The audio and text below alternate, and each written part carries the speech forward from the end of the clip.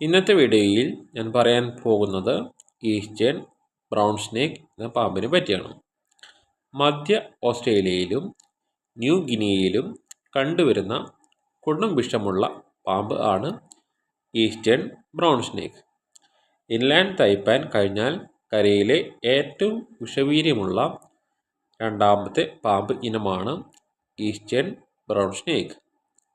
പരമാവധി ഈ പാമ്പുകൾക്ക് 2 മീറ്ററോളം വരെ നീളം കാണപ്പെടുന്നു. IUCN റെഡ് ലിസ്റ്റിൽ ഇതിനെ ഉൾപ്പെടുത്തിയിരിക്കുന്നു. എലികളിൽ LD50 മൂല്യത്തിൻ്റെ അടിസ്ഥാനത്തിൽ നടത്തിയ പരീക്ഷണങ്ങൾ അനുസരിച്ച് ഇൻലാൻഡ് തൈപ്പാൻ കഴിഞ്ഞാൽ കരയിലെ ഏറ്റവും വിഷമേറിയമുള്ള രണ്ടാമത്തെ പാമ്പ് ഇനമാണ് ഈസ്റ്റേൺ ബ്രൗൺ സ്നേക്ക്. ഓസ്ട്രേലിയയിൽ 2005-നും 2012-നും ഇടയ്ക്ക് നടന്ന പാമ്പ് കടി മരണങ്ങളിൽ 41% ഇവ മൂലം സംഭവിക്കുന്നത് ആണ്. എലാപ്പിഡേ കുടുംബത്തിൽപ്പെട്ട ബ്രൗൺ സ്നേക്കിൻ്റെ ശാസ്ത്രനാമം പിസിഡോനെജ ടെക്സ്റ്റൈൽസ് എന്നാണ്.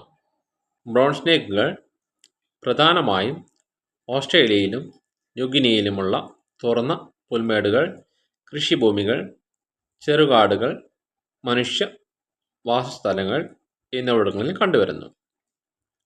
ഇവയുടെ ശരീരത്തിന് ലളിതമായ തവിട്ട് നിറം മുതൽ ഇരുണ്ട തവിട്ട് നിറം വരെയും ചിലപ്പോൾ അല്പം ചാരനിറം കലർന്നതുമായിരിക്കും. ചെറുപ്പമുള്ള പാമ്പുകൾക്ക് ചുരുണ്ട പുള്ളികളോ വരകളോ കാണാൻ കഴിയും.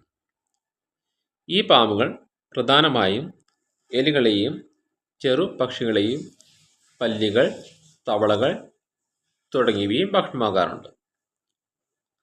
മനുഷ്യവാസസ്ഥലങ്ങളിൽ എലികളുടെ എണ്ണം കൂടുതലായതിനാൽ ഇവ അങ്ങനെയുള്ള സ്ഥലങ്ങളിൽ കൂടുതലായി വസിക്കാൻ ഇഷ്ടപ്പെടുന്നു. ഈസ്റ്റേൺ ബ്രൗൺ സ്നേക്ക് പാമ്പിൻ്റെ വിഷം നാഡീവ്യൂഹത്തെയും രക്തത്തിൻ്റെ കട്ടപിടുത്തത്തെയും ബാധിക്കുന്നു. വേഗത്തിൽ ചികിത്സ ലഭിക്കാതിരുന്നാൽ അപകടകരമാണ്. സാധാരണയായി ശാന്തവും മനുഷ്യരെ ആക്രമിക്കാത്തതുമാണ്. പക്ഷേ അവയ്ക്ക് ഭീഷണി നേരിടുമ്പോൾ അതിവേഗം ആക്രമിക്കാറുമുണ്ട്. അതിവേഗത്തിൽ ചലിക്കുന്ന പാമ്പുകളിൽ ഒന്നാണ് ഈസ്റ്റേൺ ബ്രൗൺ പാമ്പ്. ഈ പാമ്പ് മുട്ടയിട്ടാണ് കുഞ്ഞുങ്ങളെ ജനിപ്പിക്കുന്നത്.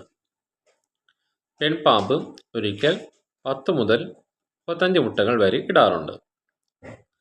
അവയുടെ കുഞ്ഞുങ്ങൾ 2 മാസത്തിനകം വിരിഞ്ഞ് പുറത്തു വരുന്നു.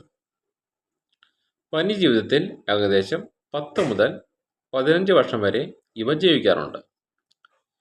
ഇന്നത്തെ വീഡിയോ ഇവിടെ നിർത്തുന്നു. Subscribe, like, share.